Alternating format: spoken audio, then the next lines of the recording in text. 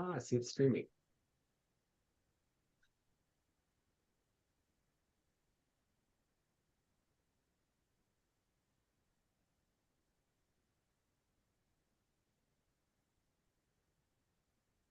Hello, hello. Yeah, I think everyone's still joining in.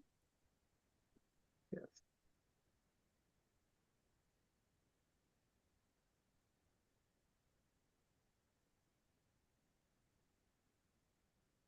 We'll start in about a minute.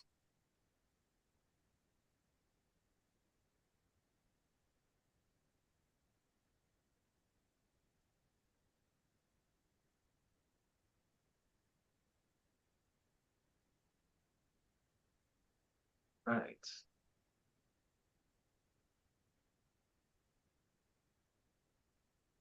All right. Let's get started. So good evening, everyone, and thank you for joining us tonight at our November general meeting, our last general meeting for the year, and then we're going to resume in January. My name is Rovina Nimbalkar, and I'm the Executive Director at NAMI Santa Clara County. Now, before we begin the presentation tonight, I'm just going to go over a quick update what's going on at NAMI Santa Clara County. Our helpline is up and running from 10 a.m. to 6 p.m. Monday through Friday via phone as well as email. And we also have walk-in into our office between 10 a.m. and 2 p.m. Our after-hours family support is available on evenings as well as on weekends. Support groups are all listed on our website. It's NAMI-SantaClara.org and offered over Zoom.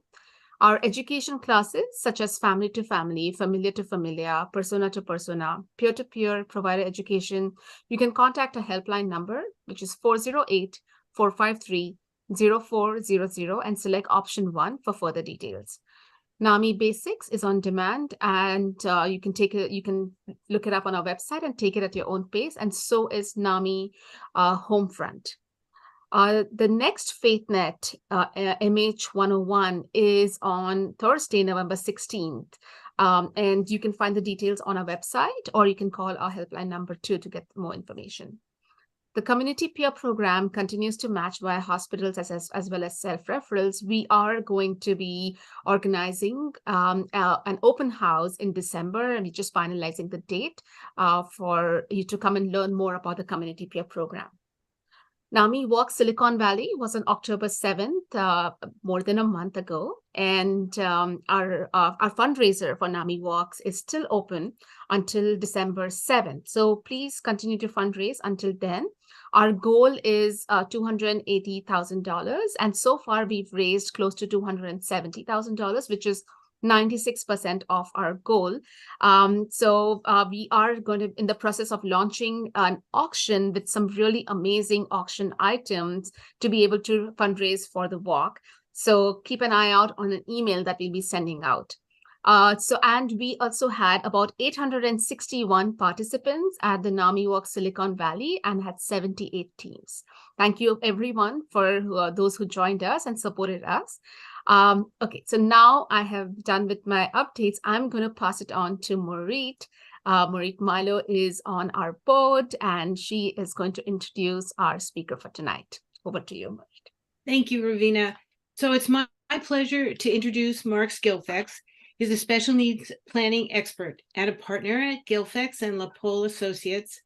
He speaks frequently on how to set up a special needs trust for loved ones with mental illness, and he explains how establishing such a trust prevents individuals from losing their public benefits, SSI and SSDI. Mark is a nationally published author and emerging leader in the field, and he has worked with hundreds of California families to set up powerful and protective estate plans.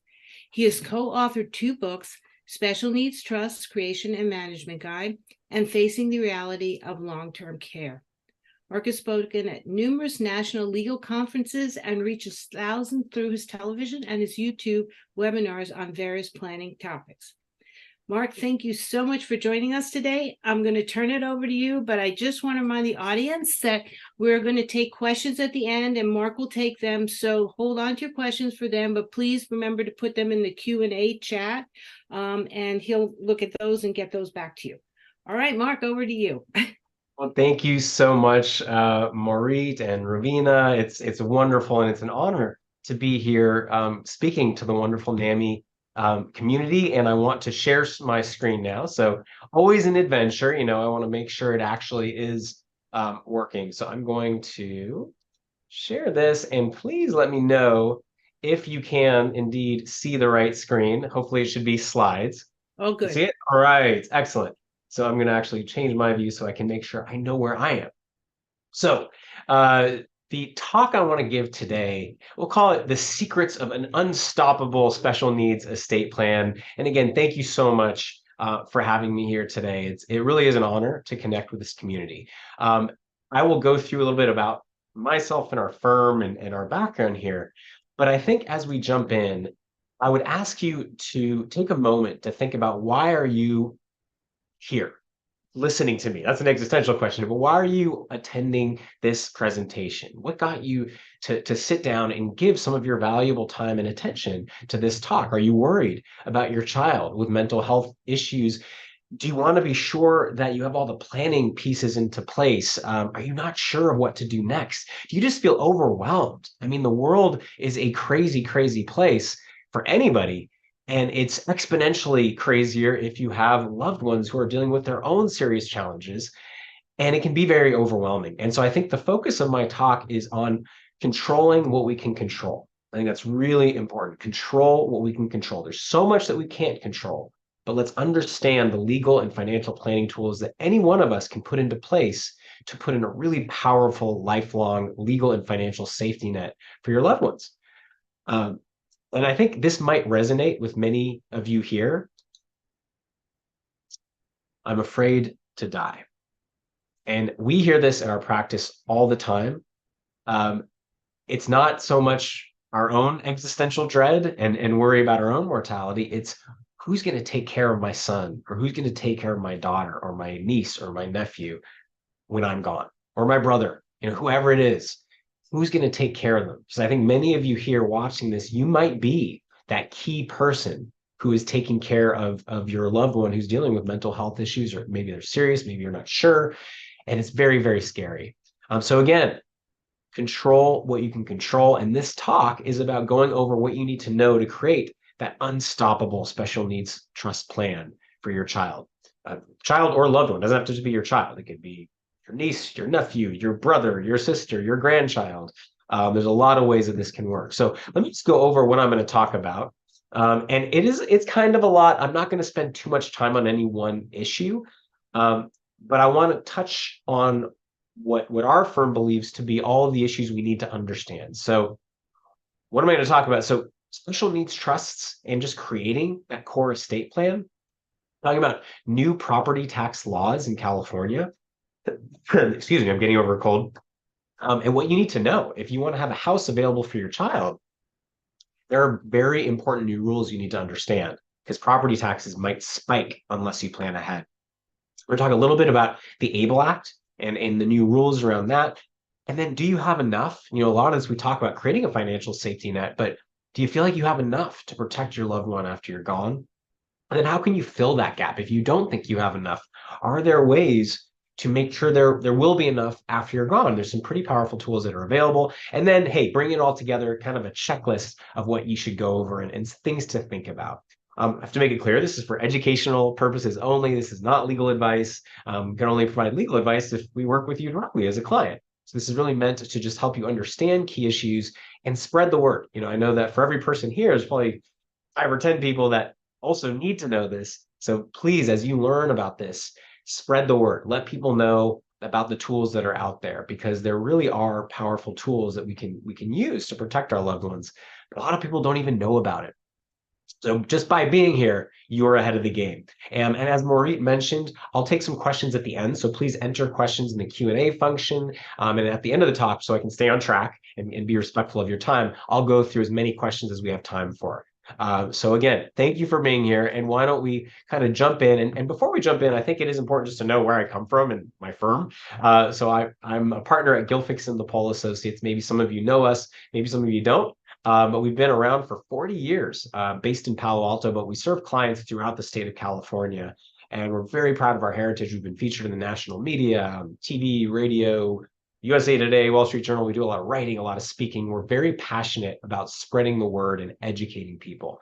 And I think it's really important to note that we were, I believe, the second firm in the state of California, maybe it was third or fourth, I don't know, to create what are now known as special needs trusts. And our firm came, my father, Michael Gilfick, started the firm in 1983, 40 years ago. But before that, he ran nonprofits for many years. So he created America's first free legal aid program for the elderly and served the elderly with free legal services. But he also created the Disability Law Center. It was one of the first free legal aid programs for Americans with disabilities. It was started in 1976. So a deep and rich family history in serving this community and trying to come up with new innovative solutions. And again, background, Maureen mentioned this, but my father and I, Michael Gilfix and I, co-authored a book called Special Needs Trust Creation and Management Guide. So we think about this a lot. We work with a lot of families, hundreds of families on this, maybe thousands over the years, on special needs planning, and something we're very passionate about. There's probably no other area in our world of law that can have a bigger impact on the families we work with. We literally have so many people, when they create their plan with us, they're crying at the end of the meeting and at the end of signing the documents with relief. I'm not saying you have to do all this, but I want to at least empower you with the knowledge you need to understand what's out there and how you can take these steps. So let's start with the core issue. What is a special needs trust? Why is it important? And how does it fit within my overall estate plan? Because you can't have a special needs trust unless you have an estate plan. So what is a special needs trust? I'm going to go into that in just a moment. Why is it so important? And I think many people here can also relate to this. A diagnosis changes everything.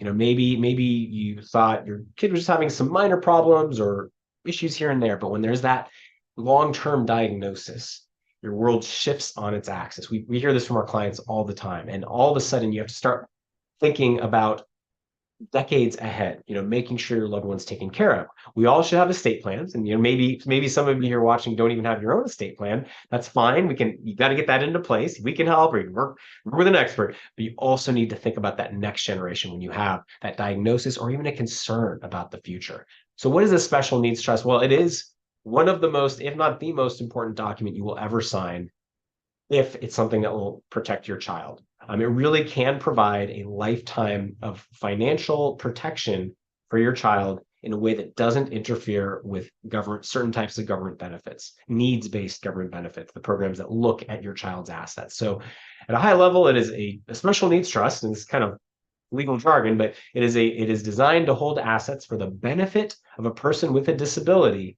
without disturbing eligibility for public benefits. It has to be irrevocable and not really changeable, and it has to be managed by a third party. It cannot be managed by your child. So let's say you have a son named John who has serious mental health issues. After you're gone, the worry is maybe because of the mental health challenges, John can't maintain substantial gainful employment. And by the way, there shouldn't be a stigma associated with like special needs or disability. All we're really talking about is any condition or issue that really prevents someone from being able to work full time. And the law doesn't care what a diagnosis is.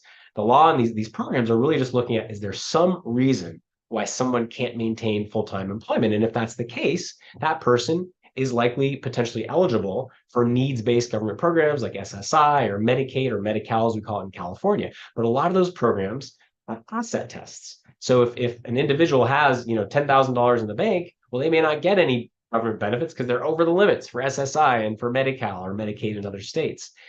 The key here is a special needs trust really serves two major purposes after you're gone. I kind of hit on this, but one, it's no matter how much is in the special needs trust after you're gone, you have to direct money to it when you're gone or before then, whether it's $100,000 or $100 million, it doesn't count as belonging to your child. Let's say you've set up for your son, John again. It does not count as belonging to that child. So there could be, again, $1 million in it, but that child could still be eligible for SSI because that $1 million doesn't count as belonging to them. It's not, they don't get to control it. They don't manage it.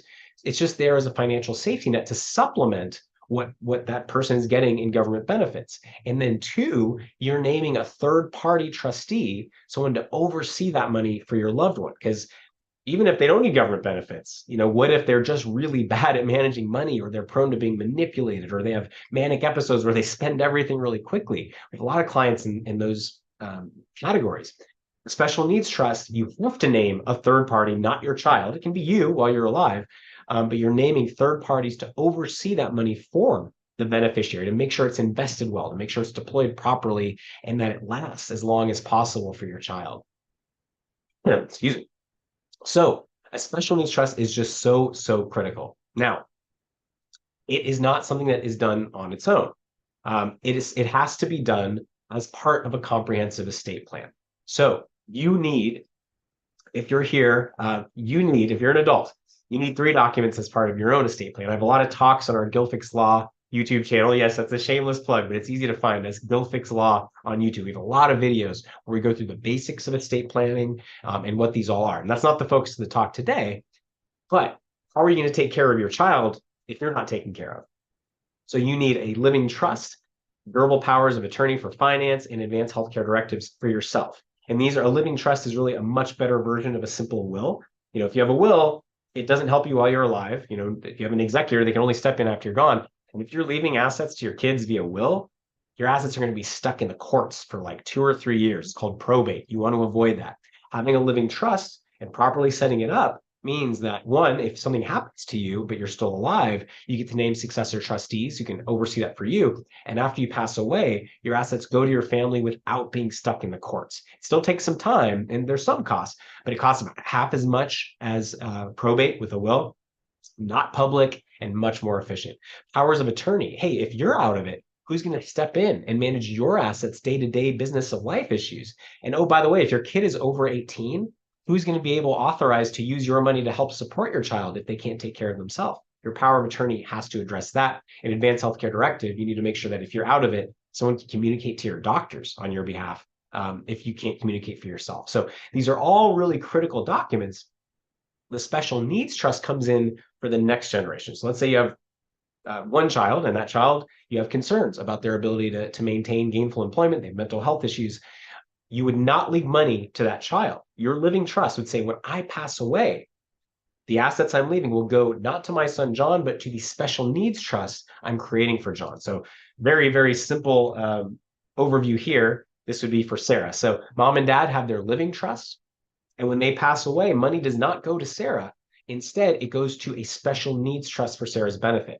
And that's really important because if it goes to Sarah, Sarah actually could create her own special needs trust. It's called a first party special needs trust. But basically the rules are, if the money comes from a third party source, like if it comes from mom and dad and goes straight to a special needs trust, it's called a third party special needs trust, meaning the money came from a third party. The key there is when your child passes away, the money, if there's any money left in that trust, it stays in the family. It goes where you say it'll go. You can say, hey, when my son passes away, it'll go to my other kids, or to my nieces and nephews, or to my son's kids. If the money goes to your child first, they can still set up a special needs trust and say, hey, look, I want to maintain government benefits eligibility. I'm going to put my own money into a special needs trust and appoint a third party trustee. But if they do that, when they pass away, the state of California can go after the money to get paid back for the benefits they paid out during your life. So still solvable, but we often see mistakes where one family member will accidentally leave money directly to a child when they really want to help them. They don't realize there's a special needs trust in place. So this is kind of digressing a little bit, but it does not have to just be mom and dad for their child. If an aunt or an uncle or a grandparent wants to leave money for the benefit of your child and you create that special needs trust, they can all leave money in that special needs trust as well. So we very commonly will coordinate across generations to help families make sure that money goes to the right place. So it is a financial lifelong safety net. A little bit of water. And it's there to protect your child with a disability. It can hold a home, really importantly. It can hold property, it can hold stocks, it can hold investments. And it's really there to address the lifelong cost of support and care after you're gone. And you might think, okay, well, let's say I put the bulk of the money that I have into a special needs trust after I'm gone. What can it be used for? Like, is it really restrictive? No. Special needs trusts are actually quite flexible. They're really allowed to money from a special needs trust can be used to pay for entertainment, education, vacations, clothing, food and shelter. That might reduce some government benefits a little bit, but it's often worth it. It can pay for rent, it can pay for medical care, it can pay for health insurance for your child. It can pay for supplemental care if they need to see a specialist and it's not covered by insurance. The special needs trust can pay for that. So I think the main point is it's very flexible how funds can be used. And you might be asking, I know what you're probably thinking, can special needs trust, and it's going to probably date this slide, but can they be used to pay for Britney Spears concert tickets? Yes. Why am I bringing up Britney Spears? Probably Taylor Swift would be a much better comparison right now. There actually is a court opinion where they said, yes, a special needs trust, funds in a special needs trust, if the beneficiary enjoys Britney Spears or let's say Taylor Swift, although that would probably eat up the trust in like one show because tickets for Taylor Swift are like $1,500, $2,000, whatever. Don't recommend using special needs trust funds for that. But if there was enough there, it could be used for Taylor Swift tickets. There are actual court opinions okaying this. So I think the key here is it's not just creating a special needs trust. It needs to be integrated with your living trust, your durable power of attorney. We want to make sure everything's kind of integrated. And so one thing that we specialize, and you don't have to work with our firm, and there are some other specialists in this area, but you don't want to work with somebody who doesn't really live and breathe special needs issues, because it's not just creating a template special needs trust. It's structuring the overall plan to make sure that your investments are properly titled in your trust, that your trust is leaving assets to the right place, that you have the right power of attorney provisions to make sure that your loved one can be taken care of after you're gone, or if you're incapacitated. So it's a lot of moving parts. But when we work with families, we kind of have our own checklist. We know based on different situations how to help you work through that, because it's not just I create a special needs trust and I'm done. It's a living, breathing document. While it is technically irrevocable, you can change it over time if there's no money in it. So a lot of times clients will set up a special needs trust and over 5 or 10 years, their situation changes dramatically and they have to change trustees or change other choices in that trust. I'm going to take one moment, by the way. I don't know if I have a slide on this, but the choice of trustee, we often will spend a lot of time talking about that. And that's the issue of after I'm gone, who's going to manage this trust for my child? And that is often a really, really challenging decision because you have to think 10, 20, 30, 40 years in advance. So we get a lot of questions about this. And I think the first thing I have to say is there's no perfect answer. Often parents will name the sibling. If you have 2 kids or 3 kids and they get along well, hey, maybe you do consider naming a sibling. If not, you would name maybe another very trusted family member who's ideally younger, or if not that, you might look to other very trusted close family friends. And if that doesn't work, you look to the world of professionals. There are some attorneys who serve as trustee. There are bank trust departments. There are professional fiduciaries. And that's really hard because you have to get to know them and make sure you feel good about them. But the point is, choosing those successor trustees, people who would step in after you're gone, also crucial. And that's often a huge part of the discussions that we have with all clients when we're working on special needs trust. Not etched in stone, in the future you can change it, but you really want to start thinking about that. So even if you have a special needs trust, revisit it. Do you have the right successor trustees named? And if you haven't done this yet, I would start talking to family members about who might serve in the future. I want to take a moment now. You might not be thinking this. You might think it's a special needs trust presentation. Why would this guy be talking about property taxes and Prop 19? So this won't affect everybody here, but if you own a house, or if you're lucky in California, or if you're lucky enough to own rental property in California, you need to understand this. Or if someone's going to leave you a house, like if you have parents who might leave you or your child a house in the future, you need to understand this. We hear this all the time. Special needs planning is so critical because so many of our clients are very justifiably terrified of the idea of homelessness. I mean, walk the streets of San Francisco. I mean, it is unfortunately littered with people who are not getting support, have serious mental illness, they're not treated. And I always wonder how many of those people, if their family had the resources or were able to put this in place, how many of those people might be in a much better environment. So we get it. That's a horrible thing to have to think about, the idea of your child or your loved one being homeless. And this is central to that. So I think one key point, you absolutely can leave a house to a special needs trust. You can leave a condo to a special needs trust. But there's a big recent change in law. So if you are counting on leaving your house or even a condo or something for the benefit of your child, to make sure they have a roof over their head, Prop 19 makes that much harder to do. So before Prop 19 was passed by California voters in the 2020 election. It became law February 15th, 2021. What did it do? Well, it gutted parent-child property tax protections. So before Prop 19 was passed, something called Prop 58 was state law. And it basically said that as long as a house was mom and dad's residence, it could go to their kids with no change in property taxes. So if mom and dad owned a house for 40 years and their property taxes were $2,000 a year and the house is worth $2 million, which is crazy, but that's Silicon Valley, the kids could keep that very low property tax base. No questions asked, whether they live there, whether they rented out or not. You also used to be able to leave up to $1 million in assessed value rented property or other property to the next generation, and they would keep the same low property taxes. No more. So Prop 19 now basically says, hey, as long as you're living, you still get to keep low property taxes. But when you pass away, Prop 19 now has a test. And that test is very simple. Part one, is this house my residence or mom and dad's residence? If it's not their residence, full reassessment of property taxes the day that mom and dad pass away. So it's like, let's say you have a rental property and you're hoping to leave that to your son or daughter as a place to live. If it has low property taxes and it's not your residence, without planning, there's ways to prevent this. Prop 19 means the day that you pass away, whatever the state deems the property to be worth, they will reassess property taxes to hit that level right away. And if it's okay, so that's if it's not your house, if it's a rental property or something else. If it is mom and dad's house, there's another test. That second test does a child move into that house within a year of mom and dad passing away? If the child does not move in, full reassessment of property taxes to fair market value. That can be a 500% increase, 1,000%. We've seen clients with a 2,000% increase, 20 times increase in property taxes. If the child lives there, there are some limited protections. There's $1 million in fair market value protection. So let's say your house is worth 1.5 million and the assessed value for property taxes is 500,000. You pass away, it's your home.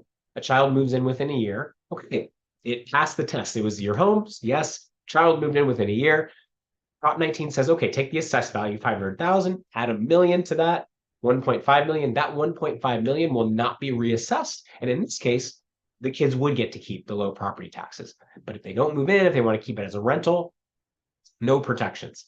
Just some quick examples. Again, the numbers get crazy because it's Silicon Valley and California. Housing prices are nuts. But let's say there's a house with, with property taxes of about $4,000 a year because it was owned for decades by mom and dad. And the fair market value is $3 million. It's worth way more than what mom and dad paid.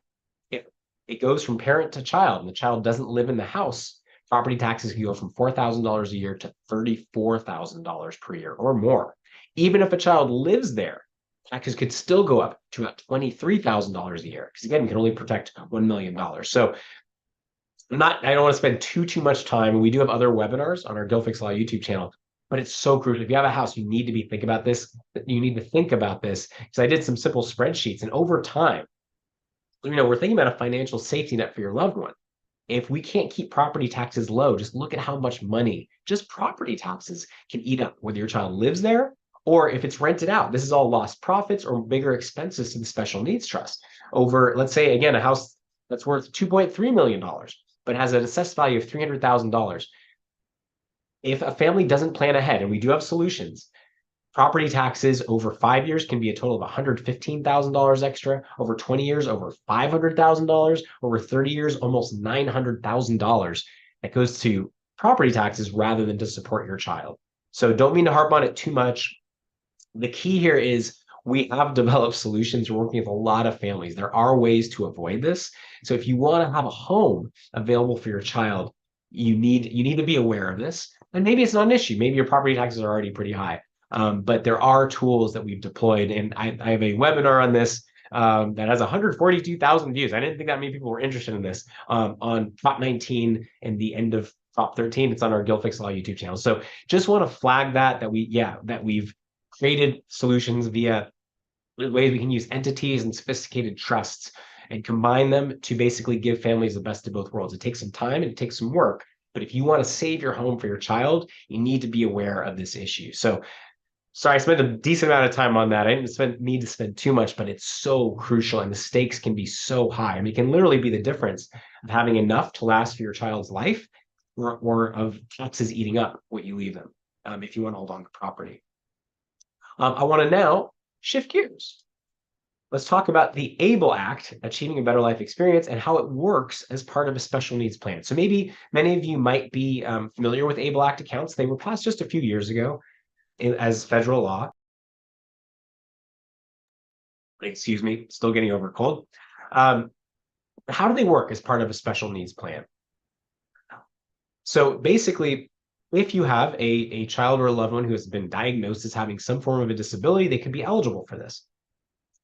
An ABLE Act account is basically an account that your child can manage for him or herself if you want. Special needs trust, they can't. So you might be thinking, well, I'll just do an ABLE Act account instead of a special needs trust. Unfortunately, that's not the case. It's a supplemental tool to a special needs trust, but it doesn't replace that. Why is that? Well, one, you can only put up to $17,000 per year into an ABLE Act account.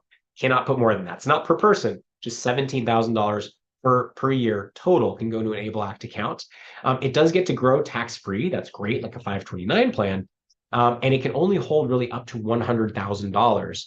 And it doesn't interfere with public benefits eligibility. So like a special needs trust, where there's $10,000, $20,000, $30,000, $90,000 in an ABLE Act account that can be there for your loved one, your child, your son, your daughter. They can manage it, but it can still be eligible for government benefits like SSI or Medi-Cal or Medicaid in other states. Very importantly, there's a recent change in law. So previously, if there was money left in an ABLE Act account in California when your child passed away, the state would go after it and would come after that money. No longer the case. So for a California-based ABLE Act account, the state will not go after money if there's anything left in it. I mean, again, you don't want an ABLE Act account to get too big. Because again, once you get to over $100,000, it might interfere with public benefits eligibility. Another recent rule allows you to transfer 529 funds. So if you had a college fund for a child, let's say they're not going to go to college for whatever reason, you can actually roll up to $17,000 per year from a 529 plan into an ABLE Act account. So I think the key, though, is it's not a replacement for a special needs trust. It's a nice supplemental tool. And it's nice for smaller amounts of money and to give autonomy for your loved one. They can manage it, whereas they can't manage a special needs trust. But you do want to coordinate it, and it does not fill the gap that a special needs trust fills. It's a nice supplemental tool, but it doesn't replace a special needs trust. So I want to talk a little bit now about how to ensure there's enough for your child. So I'm talking about all these tools and saving the house and creating a trust and all this stuff. But how can you be sure there's enough? You know, maybe you're struggling paying your own expenses. I mean, inflation is crazy. You have, I'm sure, huge expenses. I know Marie told me her story and all the resources and time she had to spend in helping her son out during his challenging time. It's so much time and money. How can you be sure there's enough for your child after you're gone? And there are ways to do that, or at least to help. You know, obviously more is always better, but not all of us have more. I saw this study recently. I don't know exactly how accurate this is, but the lifetime cost of having a serious mental illness or supporting someone with mental illness can be over $1.85 million or more, depending on that person's needs and their ability to earn money. It can be far more. It's just like a baseline. But what if your child can't work? How are they going to have enough to pay their bills, to pay medical bills, even with government benefits? That doesn't cover everything. One worry that we have is even if your child is eligible for government benefits, will there be much there? Will the state have enough to support them? The number of people with quote unquote disabilities in California is skyrocketing. In 2015, it was around 1 million Californians were considered having disabilities. By 2060, it's over 2.7 million. Sorry, that's what people, seniors, and over 18, over 7 million quote disabled individuals. I think that's California. Maybe that's a nation. Either way, the numbers of people with diagnosed disabilities are going up and up and up, but resources are not. These programs are not getting more funding, and that's a worry. So how can you bridge the gap? I don't want to spend too much time on this, but we think that life insurance can be a wonderful way to fill that gap. So it's, life insurance isn't right for everybody. But especially if you're on the younger side, like under 60, which is relative for everybody, you might be able to get fairly inexpensive life insurance policies that can have a pretty good death benefit, especially if you're married. There's something called second to die policies, where you buy a policy and it doesn't pay out until the second spouse passes away. And because of that, the risk to insurance companies can be quite low. And sometimes you can make one payment. And we've had examples, and don't quote me on this, but we've had examples of a client spending about $50,000 or $60,000 on a policy that is a guaranteed $1 million payout.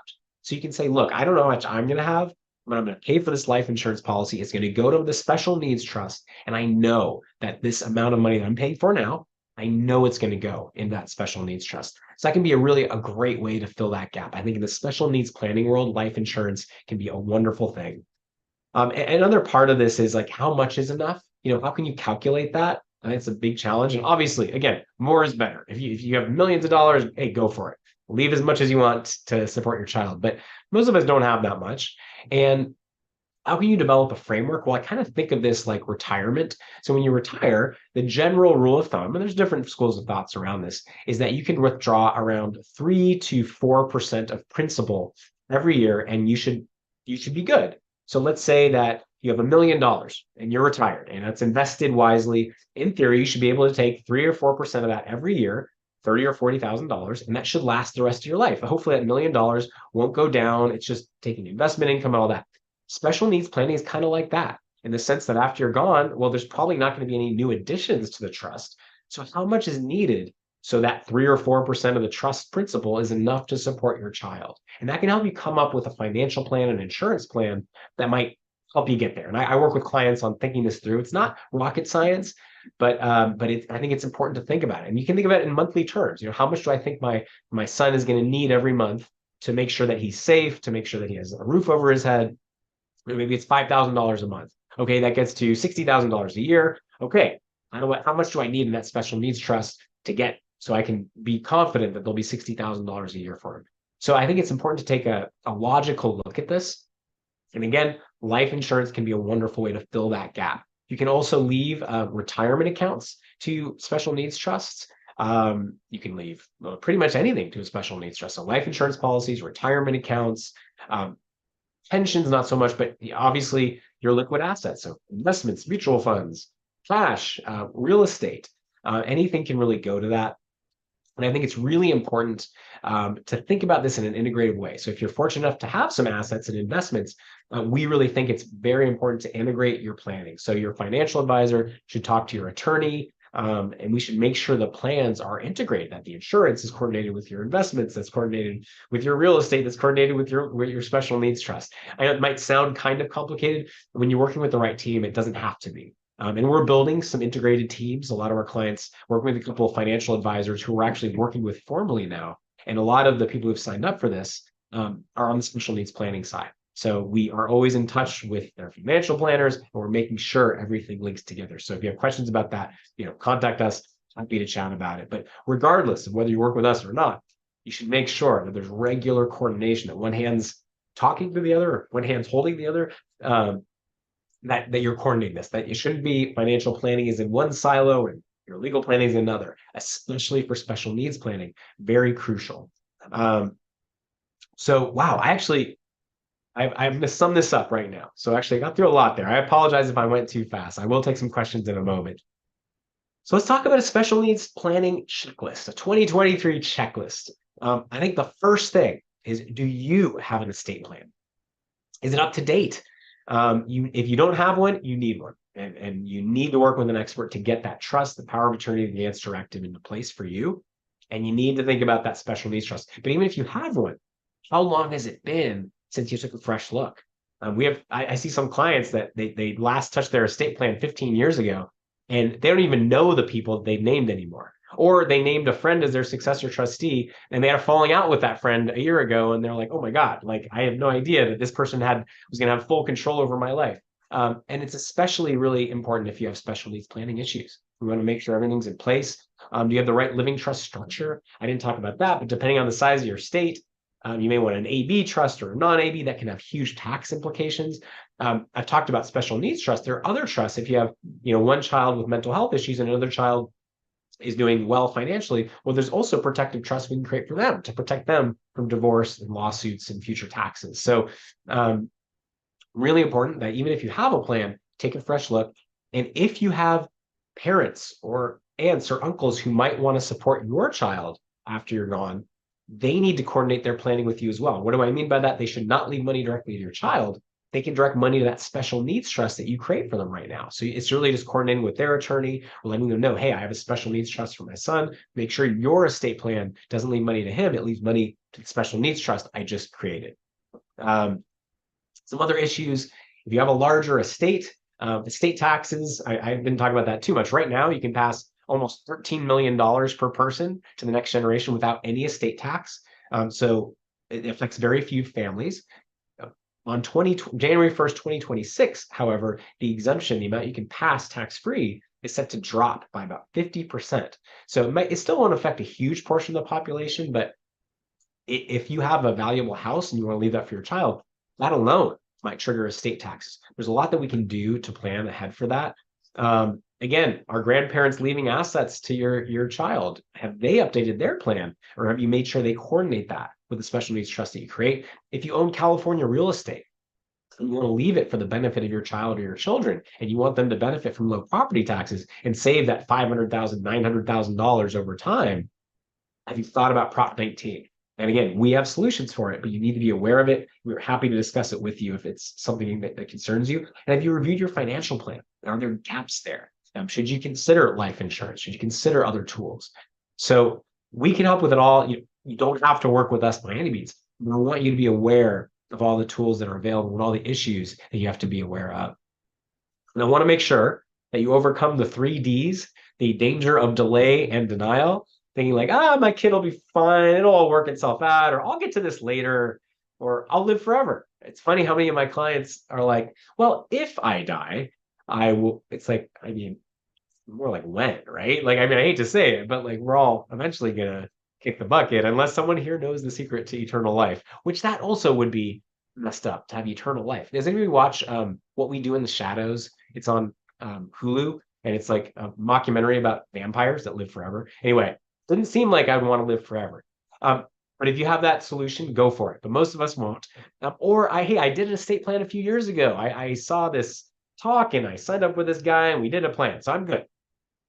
You got to take a fresh look. Or many people are like, I don't want to deal with a lawyer. I don't want to spend money on it. And what we say is like, look, you can spend a little bit of money getting good advice now, or your family's going to be stuck spending a lot of money later cleaning up the mess. We see so many messes on the other side. So just make sure you do it with a team that knows what they're doing, and get that special needs trust, get that updated estate plan into place. Again, control what we can control. Subscribe to our Guildfix Law YouTube channel. It's all free content, easy to find us, Guildfix Law. But don't miss this opportunity to protect your assets and to ensure that your child or your loved one is protected over the long term. Right now, this is sort of top of mind. You're thinking about this, so try to take some action right now. If you're working with somebody who knows what they're doing, contact them right now. Or if you'd like, of course, we would love to get the chance to chat with you. Contact us at guildfix.com, 650-493-8070. We are going to be doing a big live event in, I think, January. We haven't set the date yet, but we've done 15, what we call it, they're not very creatively called, Special Needs Trust Seminar events. So we've done 15 of them. I think this will be our 16th, where we have wonderful organizations like NAMI. We have a bunch of nonprofits there. And my father and I lead free educational presentations. We'll go into a little more depth than I did today, and we'll have a lot of wonderful community resources there. And if you want to set up a complimentary 15-minute chat with me or a member of my team, just contact us, mention you watched the NAMI talk, and then we can set up a complimentary intro call with you to see if we can help you, or just to make sure we're a fit and to help you think about these issues. So subscribe to our Guildfix Law YouTube channel to see more educational content, and easy to find us, guildfix.com. And I thank you guys so much for having me here today. I'm going to stop sharing and I'm going to take some questions. So again, thank you so much. I want to close with the idea, control what you can control. There's so much we cannot control. Let's take action. And let's do what we can to protect our legacy, and most importantly, to protect the next generation, protect that son, that daughter, that grandson, that granddaughter we're worried about. There's so much we can do. So now you know, and spread the word. Let's take action, and let's make sure that we have a great plan for a vibrant future. So, all right, I will go to questions. All right, so I have a question from Pramod. In my case, a loved one is an immigrant from India, and her parents want to establish a trust in India to meet her expenses. Issues for foreign trust. So it gets really complicated if there's a foreign trust. So when you create, really what we're talking about is someone living in the States in a California-based special needs trust. We do have some people who want to name foreign. We have many clients who have relatives in India, and sometimes they want to name a relative in India as trustee of that. That can create some tax complications. So I'm not an income tax expert, but it can mean a trust might be treated as a foreign trust. It gets complicated. So the bottom line is you do want a United States-based trustee, and if it is relatives from overseas, this gets complicated, international tax issues, but you really want the money to be in the United States and the trust to be based in the United States. Otherwise, it gets very complicated. You would want a United States-based trustee ideally. So, and maybe then you look at the professional world of trustees if you don't have family members here. But something we'd have to talk about in more detail, but that gets a little complicated, unfortunately. I see a question from Barbara that she has a funded special needs trust from her parents' estate. SSA has asked for a review to see if it meets the criteria. It was back in May. They've never given a resolution. What is SSA's legal right to validate a special needs trust? Well, if you have a child or if someone's receiving government benefits, the public benefits agencies do have a right to review a special needs trust to make sure it's valid. And that's why it's so important to work with experts who know what they're doing. Sometimes we've seen special needs trusts that have the wrong language and it triggers ineligibility. Sometimes we'll see people who say, well, I have a special needs trust. It's part of my living trust. So their living trust will say, when I pass away, these 3 paragraphs define a special needs trust for my child. That's not a good way to do it. It results in so many issues with government agencies. We always think it should be a separate document, a separate trust. You should have your living trust, a separate special needs trust for your child. Multiple reasons for that. Much easier to update them separately. And when eligibility workers are looking at it, it's a lot less confusing to them. So unfortunately, I don't know.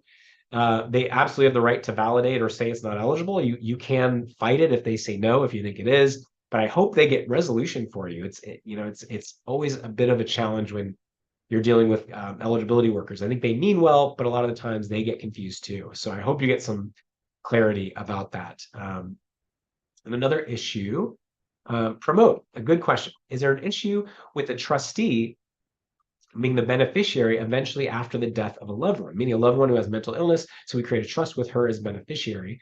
After her, we want this passed to her kids. Can those kids be trustee? Yes. The answer. So if let's say you have 2 kids, this is actually a very common situation. Your daughter is super responsible, loves her brother. Your son has mental health challenges. You want to create a special needs trust for the son, and hey, who better than the daughter to be the trustee for the son? But you also want the money to go back to the daughter after the son is gone. So it does create a conflict of interest, and basically, as long as you understand and are okay with that, and that you discuss it with the daughter, you can name really whoever you want. Now, but yeah, it does create a minor or potentially large conflict of interest if the daughter knows that, hey, me and my kids are going to get the money in this trust after my brother's gone. I'm not going to spend as much money in the trust. I'm going to save it. Well, there's safeguards for that too. That if the brother says, hey, you're hoarding money, there's plenty there, you should use more, he could go to court to require to spend more. So bottom line though is if you feel good about the people, if you trust them, if they're responsible, I don't think it's a problem. It's not always the right thing, but it's not like you can't name a sibling or someone who would inherit the money later. It is a conflict of interest potentially, but it's absolutely something that can be dealt with. So special needs trust and Section 8 housing authority. Special needs trust, if someone's getting Section 8 housing benefits, a special needs trust really shouldn't interfere with that because again, the special needs trust doesn't count as belonging to the person who's receiving the benefits. So You might have a duty to I'm not an expert on Section 8, so I don't know much about the ins and outs of the actual applications, but it shouldn't be a problem. So whether you have to notify them, maybe you do. Depends on the forms. The forms ask, is there a special needs trust? Well, you should be truthful. And in that case, you'd send them a copy, and if it's done properly, it should be okay. Question about recording of this. So I think we are recording this, and I think it'll be on the YouTube channel. We might post it on our GuildFix Law YouTube channel as well. Can a fixed amount go to so from Usha, can a fixed amount go to a loved one every month for their expenses? So we don't structure special needs trust to say every month this amount shall go to the beneficiary. That would cause a lot of problems. So what if their needs are bigger? What if their needs are less? That can interfere with public benefits. So the way trusts are generally structured is it's really up to the trustee. And we like to frame them to say, look, this trust is here to pay for the needs of the beneficiary that are not covered by government benefits. So that's a sliding scale every month. Their needs might be bigger, their needs might be lesser from month to month, year to year. So we really don't define, all right, the link is there. So we really don't like to define specific numbers that would have to go out. That would really not fit with a properly structured special needs trust. Potential question from Carol. My son is doing very well right now. He's working part-time within his SSDI limits. How to include him in this process? So I don't know if I'm going to answer this question exactly, but I do get this question a lot. Like, my child they've had mental health episodes or challenges in the past, but they're doing really well now. I know Maureen's told an amazing story of her son thriving after some big challenges. And we hear stories like that. There's still always that sneaking worry that what if they have a setback? What if they thrive in the future? Should I be thinking about special needs planning? Well, what if they have a setback? Generally speaking, when in doubt, you should create a special needs trust. And I don't know if it's answering your question directly, Carol, but you should create it. And here's why. If your child is thriving in the future, if they have a great job, if they're not having issues, the special needs trust is just a financial safety net. And it means the trustee can be very flexible in how they use the trust funds to support your child. They don't have to worry about public benefits eligibility. They can just kind of distribute funds as they see fit. If a special needs trust is large enough, maybe you don't worry about public benefits, even if you're eligible for it. If there's millions of dollars there, maybe the trust is more than enough to support the beneficiary. So you wouldn't even worry about it. So if a child, though, has a setback in the future, and if they can't work or if they have issues, and that's where the special needs trust is absolutely crucial. So it's kind of like, as we say, you hope for the best, but plan for the worst. Special needs trust is a perfect tool for that. So when in doubt, create the special needs trust. And later down the road, if you see that your child's really thriving over time, maybe you just abolish it later. You leave money, you create a different type of trust, you leave money directly to them. And sometimes we'll have provisions in a special needs trust that say, hey, look, if the trustee sees that the beneficiary is thriving, and they've shown that they've been thriving for years, they can eventually just end the special needs trust and distribute the money to the child if in their discretion and maybe based on some tests, they deem that that's appropriate. So there's a lot of flexibility, but it's really not at all the end of the world. If you create a special needs trust and your child is working and thriving, hey, that's not a bad thing. You're just having a third party who can oversee it for your child to make sure it lasts. Question from Susan. My son is in Pennsylvania. In which state should we set it up?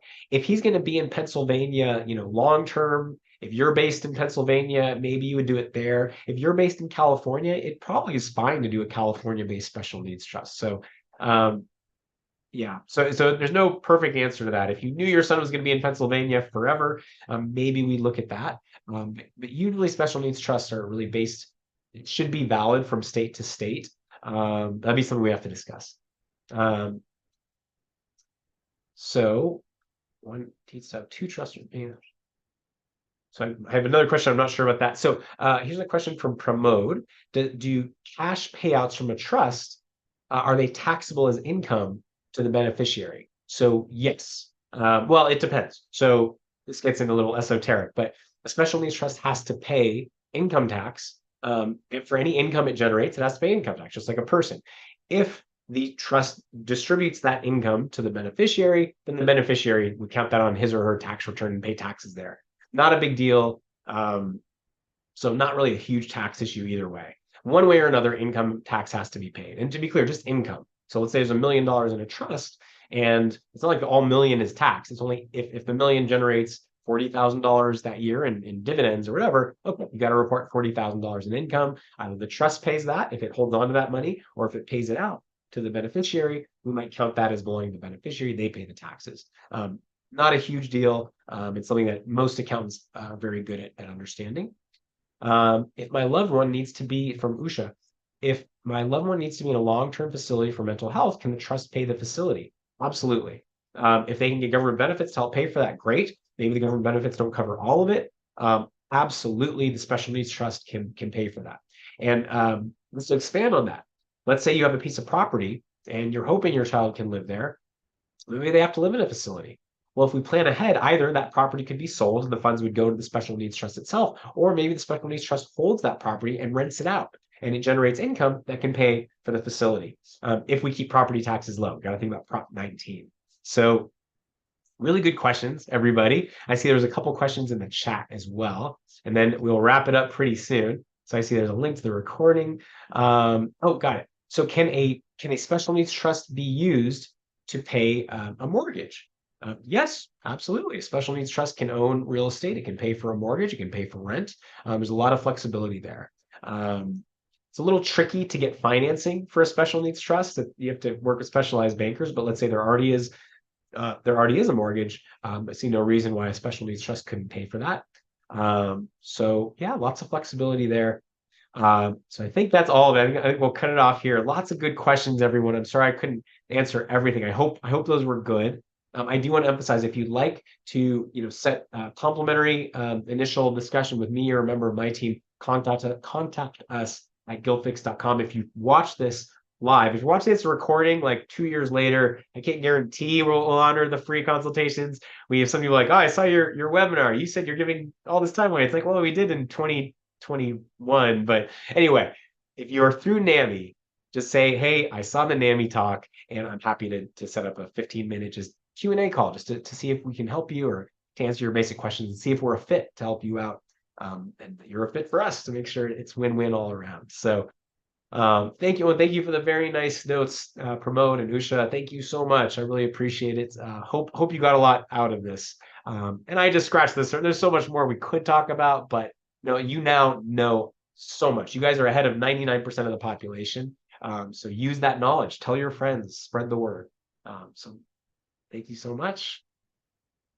Thank you so much, Mark. Really appreciate all the information that you've shared with us tonight. And I know you're not feeling well, but you still did all the talking. So really, really grateful to that. And Marit, I know you wanted to say a few words.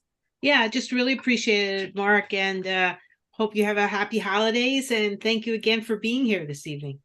No, thank you guys for having me. And again, I hope to see you guys in person at our Special Needs Trust event. So stay tuned. You can join our mailing list at guildfix.com and stay tuned. And hopefully you guys will put out the word once we set the date. Let the NAMI community know. We'd love to have as many of you at the talk as we can. It's totally free, meant to just educate, empower, and to discuss these issues more. But control what you can control. I hope everybody has a wonderful holiday season as well, and that you can avoid the annoying cold that I'm fighting right now. So you take care, and thank you so much.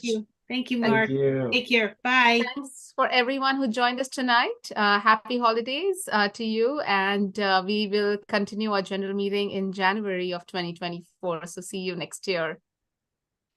Thanks, Marit. Thanks, Ravina. Bye. Good night. Bye. Bye, everyone.